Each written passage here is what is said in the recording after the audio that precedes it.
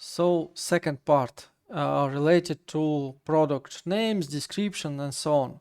What's happening here inside?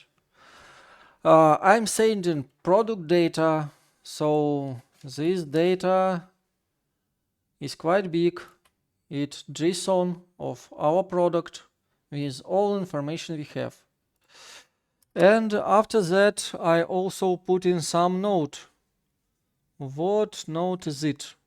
For example, for description, I am putting such note, SEO optimized description. Composed and SEO optimized description, it will be used in meta text on the page, of the page.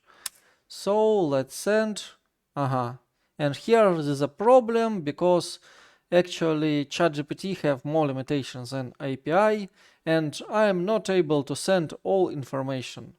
So let's change that. How you can use it without API? You can use it like that. Name, description you have, and now what we will do the same. We will enter our prompt, save and submit. So, and here is SEO optimized description by version of ChatGPT. But here again, we are in chat mode and we can ask to make it shorter.